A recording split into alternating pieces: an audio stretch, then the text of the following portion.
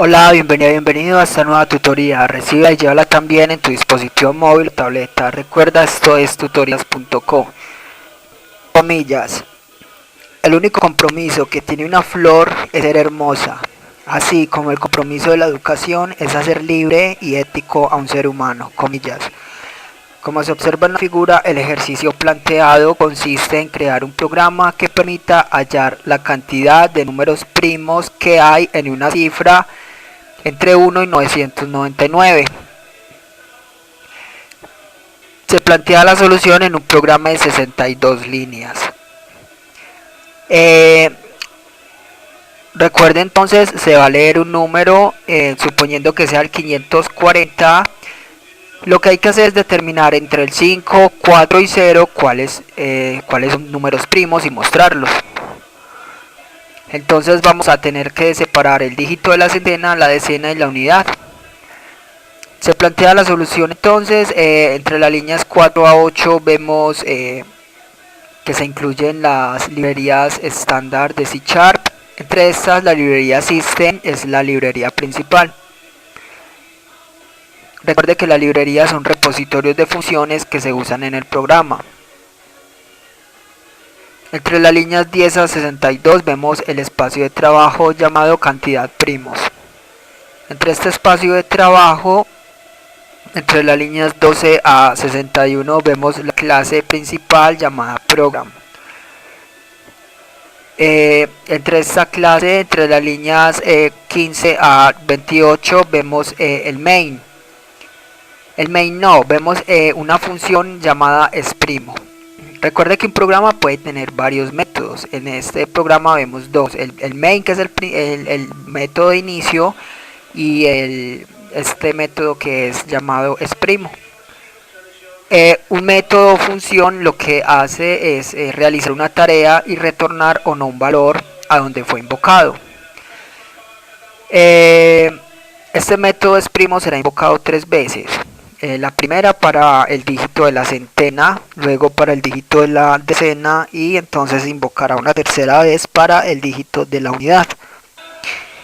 Este método vemos que retorna un valor booleano, es decir, verdad o falso, y recibe como argumento un entero.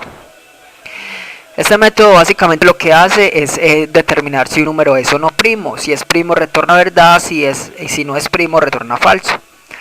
Le invitamos a visitar la tutoría número primo en C# para entender este método, que es sencillo. Entonces, entre las líneas 30 a 60 vemos el método main. Este es el método de inicio. Cuando el programa ejecuta, el compilador busca el main. Entre el main, en la línea 32, se declaran dos variables de tipo entero, las variables número y dígito. Dígito se inicializa en 0. En la línea 34 se usa el método writeLine. Ese método permite mostrar información por consola para que se visualice a través de la pantalla. Se escribe console.writeLine, paréntesis y entre comillas dobles el texto a mostrar. Se puede mostrar texto o variables. Para separar el texto de las variables se usa el símbolo de suma. Aquí mostramos el mensaje, favor ingresar entonces un número. Y línea 35 vamos a capturar ese número. Para eso usamos el método readLine. readLine permite obtener información del teclado. Se escribe console.readLine.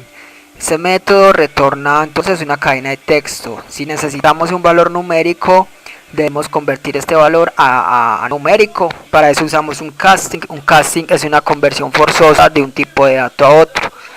Aquí lo que el usuario ingrese lo convertimos a entero y lo almacenamos en la variable número.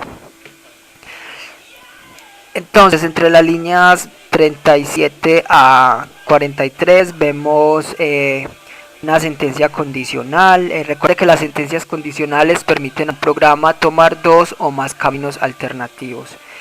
Aquí vamos a implementar sentencias condicionales para procesar el dígito de la centena, de la decena y de la unidad. Entonces, para saber si es un número decenal o con más de 3 dígitos, vamos entonces a preguntar, línea 37, si el número es mayor o igual a 100. En caso de ser cierto, línea 38, Al dígito le asignamos entonces número sobre 100. De esa manera obtendremos el dígito de la centena. Suponiendo que sea 550, o tomará entonces el 5. Ahora, para saber si ese número es o no primo, invocamos la función esprimo y le enviamos ese dígito, como se ve en la condicional de la línea 40. Recuerda que este método o función retorna un valor booleano, verdad o falso. Si es verdad, entonces ingresa a la línea 41, imprime entonces el mensaje, el dígito o el número es primo. Si es falso, es decir, si esta función invocada retorna falso, aquí mismo en la condicional, entonces no ingresa a la línea 41. Y línea 43 actualiza ese número con el módulo. Recuerde que el operador porcentaje o módulo lo que hace es hallar el residuo de la división entre dos números. Si el número es 550, entonces el número quedará en 50, que es el residuo, el resto entre dividir 550 entre 100. Esto si el número es mayor o igual a 100, entonces si ese número de 3 o más dígitos, recuerde lo que se hizo, se halló el dígito de la centena, se llamó la función esprimo para mostrar si es o no primo, y luego se actualiza el número con el residuo. Si no fuera un número mayor o igual a 100, caería directamente a la condicional de la línea 45. Entonces vemos que entre las líneas 45 a 51 básicamente lo que se hace es lo mismo que la condicional que acabamos de explicar, solo que en este caso se maneja entonces para las decenas, ¿sí? Se procesa la constante 10. Y por último, entre las líneas 53 a 59 vemos las condicionales para tratar el dígito o la unidad, ¿sí? Esta fue la tutoría del ejercicio, crear un programa que permita hallar la cantidad de primos de una cifra entre 1 y 999. Repasa la teoría, resuelve nuestro test y practica un algoritmo en el tablero. Si esto te gustó o no, te invitamos a discutirlo y valorar la experiencia de esta tutoría.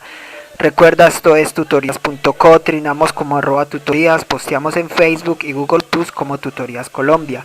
Pregúntanos, contáctanos, haz parte de nuestra plataforma.